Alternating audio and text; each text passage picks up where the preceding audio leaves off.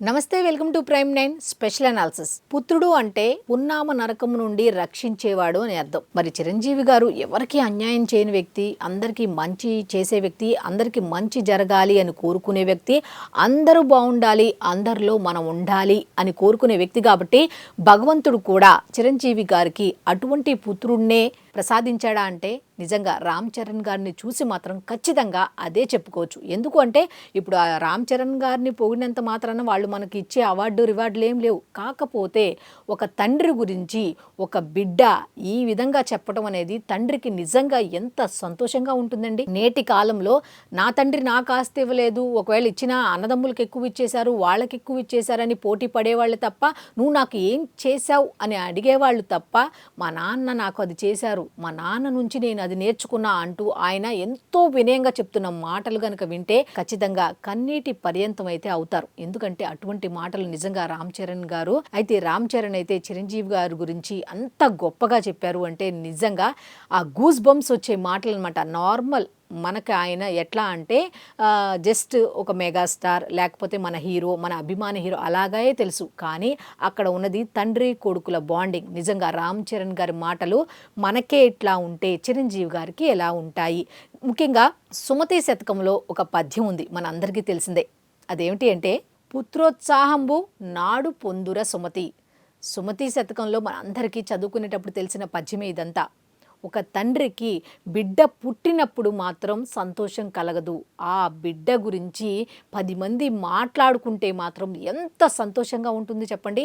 ఆ బిడ్డ కూడా ఆ తండ్రి గురించి ఎన్నో వేదికల మీద ఎంతో గొప్పగా చెప్తుంటే కూడా ఎంత ఆనందంగా ఉంటుందో చెప్పండి. ఒకసారి ఊహించుకోండి, ఒక బిడ్డకి తండ్రి అయినటువంటి వాళ్ళకి ఈ ఆనందం అంటే ఏంటో తెలుస్తుంది. అలాగే తండ్రి యొక్క బాధని, కష్టాన్ని, అట్లాగే ఆయన సంతోషాన్ని దగ్గరగా ఉండి చూసినటువంటి బిడ్డలకు మాత్రం ఈ మాటల అర్థం అయితే ఖచ్చితంగా తెలుస్తుంది.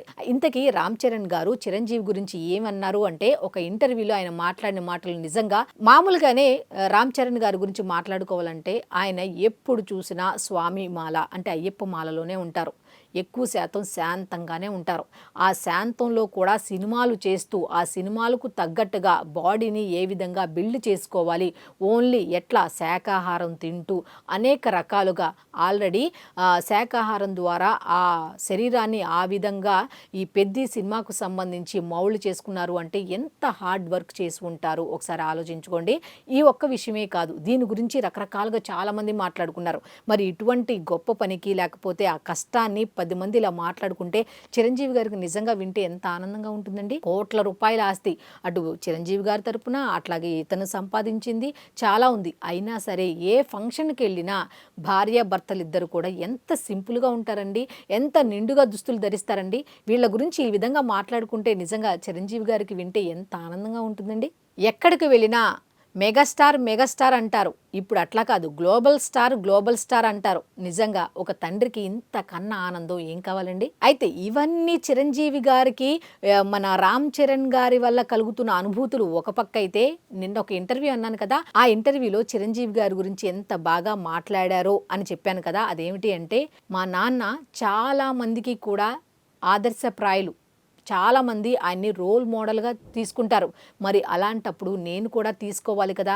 చిన్నప్పటి నుంచి మా నాన్నని నేను చాలా దగ్గరగా చూస్తూ వచ్చా. మా నాన్న ఎంత కష్టపడేవాళ్ళు ఆ కష్టాన్ని చూసా. కేవలం మా నాన్న 4 గంటలు మాత్రమే పడుకునేవాళ్ళు.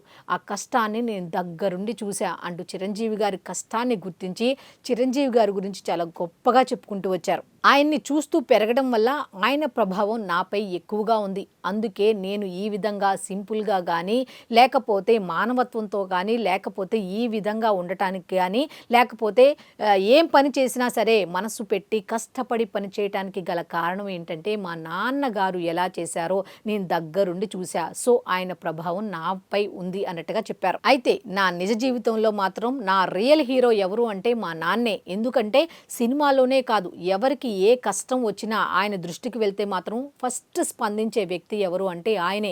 సో ఆయన నుంచే నేను అన్నీ నేర్చుకున్నాను అంటూ చెప్పుకుంటూ వచ్చారు. ఎంత స్టార్డమ్ ఉన్నా ఇంటి దగ్గర ఉంటే మాత్రం సాధారణంగా తండ్రులు ఇంటి దగ్గర ఎలా ఉంటారో సింపుల్గా, మా నాన్న కూడా అలాగే ఉండేవాళ్ళు. మా నాన్నను చూసే కుటుంబ విలువలు నేను నేర్చుకున్నా. అందుకే నా ఇల్లే నా ప్రపంచం, నా బిడ్డలే నా ప్రపంచం, వాళ్ళు ఉంటే చాలు, ఇంకా నాకు ఏమీ వద్దు, నా పెంపుడు జంతువులే నా జీవితం అన్నట్టుగా చెప్పుకుంటూ వచ్చారు. అంటే చిరంజీవి గారినే కాదు, ఒక తండ్రి మంచి మార్గంలో ఉండి సక్రమంగా ఉంటే బిడ్డలు కూడా ఏ విధంగా వాళ్ళని చూసి ఇన్స్పైర్ అవుతారు అనేది ఈ తండ్రి కొడుకులను చూసి మనం ఖచ్చితంగా నేర్చుకోవచ్చు. ఇక్కడ మెగాస్టార్ చిరంజీవి, రామ్ చరణ్ అని పక్కన పెడితే ఒక తండ్రి మంచి మార్గంలో ఉంటే బిడ్డ ఏ విధంగా వాళ్ళని చూసి ఇన్స్పైర్ అవుతారు అనేది ఖచ్చితంగా మనం తెలుసుకోవచ్చు. ఇక్కడైతే రామ్ చరణ్ గారి గురించి మాట్లాడుకుంటే తండ్రి ఏమో మెగాస్టార్, కొడుకేమో గ్లోబల్ స్టార్ అయినప్పటికీ కూడా వాళ్ళలో ఉన్నటువంటి స్టార్డమ్ గురించి మనం మాట్లాడుకుంటాం, కానీ వాళ్ళు మాత్రం ఎక్కడైనా సింపుల్గానే ఉంటారు, సింపుల్గానే ప్రవర్తిస్తారు. అయితే నేటి పిల్లలు తండ్రులు అయితే నిజంగా వీళ్ళని ఆదర్శప్రాయంగా తీసుకోవచ్చు అంటే ఎస్ అని ఖచ్చితంగా చెప్పొచ్చు. ఎస్ అని ఖచ్చితంగా చెప్పొచ్చు. ఎందుకంటే ఒక తండ్రిని గనక కొడుకు పొగిడితే ఎంత ఆనందంగా ఉంటుందో ఆ తండ్రికే తెలుసు. ఒక కొడుకును గనక తండ్రి పొగిడితే ఏ విధంగా ఉంటుంది అనేది ఆ కొడుకుకు మాత్రమే తెలుసు. ఎందుకంటే తండ్రి కొడుకుల మధ్య ఉండే అవినాభావ సంబంధం అంత అద్భుతంగా వర్ణనాతీతంగా ఉంటుంది కాబట్టి. సో చూశారు కదా, ఇది ఈనాటి స్పెషల్ అనాలిసిస్. ఈ అనాలిసిస్పై మీ అభిప్రాయాన్ని కామెంట్ రూపంలో తెలియచేయండి.